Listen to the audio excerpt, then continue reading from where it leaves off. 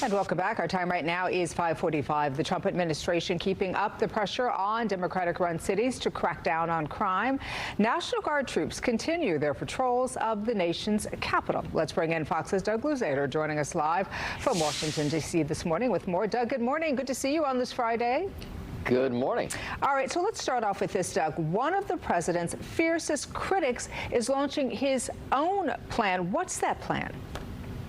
Well, you have a situation here where Democrats are trying to figure out how they're going to respond to the president on the issue of crime. Now, the president thinks this is a winning issue for him. You have a lot of Democratic mayors, for instance, the mayor of Chicago, as well as the governor of Illinois, really pushing back on this idea of more federal involvement, National Guard troops and so on, to crack down on crime in their cities. They defend their crime numbers, saying that things are actually improving. In California, we see a little bit of a different tactic here.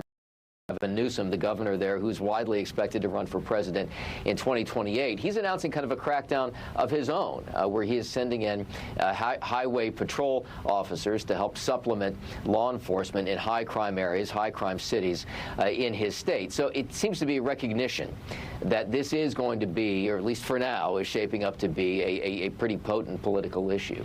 Potent political issue and a partisan issue, not bipartisan, because you've got Gavin Newsom on one side, who's completely polar opposite of President Donald Trump. And as we know, recently they have been going toe-to-toe on social media and other places. So it'll be interesting to see how that plays out, Doug. But I want to circle back to D.C. because the mayor recently commented, right, on the surge in federal resources there.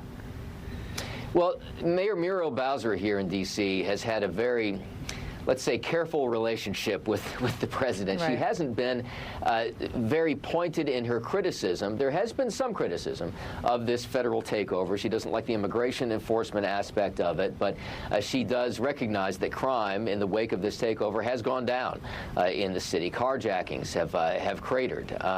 We went many days here without a murder, which is unusual in D.C. So she's trying to recognize some of the positives involved in this federal takeover, while still maintaining some criticism kind of around the edges of how it's being implemented. And can we talk about that delicate dance? How does that get to be maintained over the course of not just the next several weeks, but the next several months, as these crackdowns may continue in other cities, Doug, where you may have a Democratic mayor or leader, right? And then you have President Donald Trump.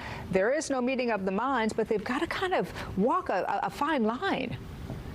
Well, the president has so much authority here in D.C.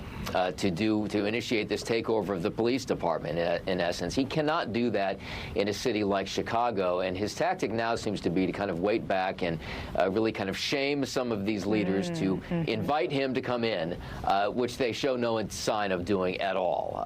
Now, he's saying that they need to ask for National Guard deployments and so on.